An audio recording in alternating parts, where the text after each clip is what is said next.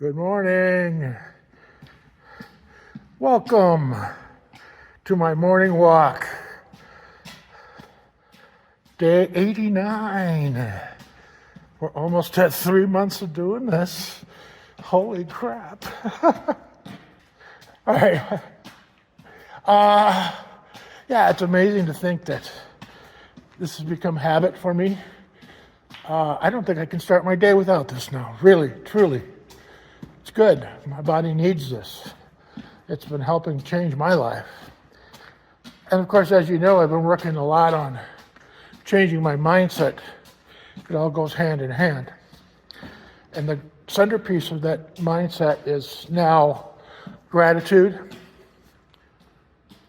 I wake up in the morning at age 60 now, and I'm grateful that I have another day, another opportunity to start anew, another opportunity to do something good for the world, another opportunity to do good for myself, another opportunity to do good for my family, friends, colleagues at work. I'm grateful for their support in my life. I'm grateful that they've helped me transform my life from the depths of this depression. Yes, gratitude is something that I took for granted before. I don't anymore. Part of that gratitude is surrounding myself with people. And that relates to today's topic. And it's a little bit controversial, especially in the LGBTQIA circles, but certainly true in other places, other groups. And that's living in our bubbles. I don't think it's a secret that America is probably the most divided it's been in my lifetime. I certainly remember the days of the Watergate hearings. They'd take over all 3 TV network channels in the morning, and you'd sit there and hear them moan and groan and ask questions, and here I am as a 10-year-old kid listening to that, thinking, what the heck? And that's about the time that my father gave up on the Republicans. There's a lot of shifting and changing going on at that point in our world. And there's some similarities now, comparisons to be made. So, living in our bubbles, living with people who you have a sense of compatibility, with whom you have commonality. People who, for lack of a better word, are clones of yourself. People who think alike, look alike, talk alike, act alike. That living in that bubble of familiarity is a false sense of security. It really is. You're exposed to the same things over and over and over again, whether they're true or slightly confused or completely false. You start to believe your own sense of delusion. And again, this is true for all people living in their own little bubbles.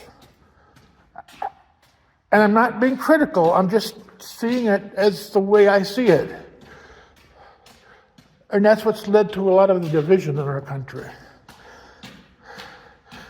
It's reflected in Congress. Although the TikTok bill, that bipartisanship and that drove me nuts. The one time that the two parties decide to across the aisle. What a stupid. Anyway, but otherwise, Truman talked about his do-nothing Congress. The fact of the matter is, that was a very productive Congress compared to today's Congress. We have an absolutely total, without a doubt, do-nothing Congress because our country is so divided. We all live in our own little bubbles. It's the same in Congress. They live in their own little bubbles. They don't want to reach outside of those bubbles because it's uncomfortable. And that goes back to the gratitude thing. To grow, you have to be uncomfortable. As a nation, we have to grow, and we have to do it in a way that feels uncomfortable. That means doing what we used to do in the past. Talk to each other. Go across the aisle to the other party and say, what the heck is going on? Hash it out. And that's what's happening in my personal life as well. Again, I'm not being critical of my friends in the gay community, but I have a lot of friends. I mean, a lot of friends who refuse under any circumstance to socialize, communicate, even connect on social media with somebody who supports the former president. They have this belief, and again, I understand where they're coming from, but they have this belief that if you voted for that guy, you hate gay people. Now, again, that's probably true in a lot of cases. There's a lot of hatred for gay people. And I think it's safe to say that they tend to be the people who vote for that person. But I don't think it's true to say that everybody who voted for that person hates gay people. For them, they're voting in their best interest. And their best interest is an opportunity to, in their minds, restore America to a different place. I'm not quite sure what that place is. I'm not sure what again means. And I'm not going down that road right now. I'm talking about bubbles right now. So we've got a lot of LGBTQ people who are so stuck in their own bubbles, they don't even want to figure out what again means because they refuse to interact with the people who believe in again. They don't know it. I don't know it. But I want to know why. And how am I going to know why? By interacting with people who voted for the former president. That's how it works, people. So you're going to criticize me saying you're buddying up to people who vote against your own interests. Real nice. Yes, I am. Because I want to understand. I want to understand why it is that things are the way they are. Because I don't understand it. I honestly, truly do not understand it. What has happened? Why do we refuse to go outside those bubbles? So I am deliberately going out and meeting new people. That's my message for today. Get uncomfortable. Reach out and figure it out. Why do they believe what they believe? Because that's the only way we're going to heal this country. It's the only way we're going to heal each other.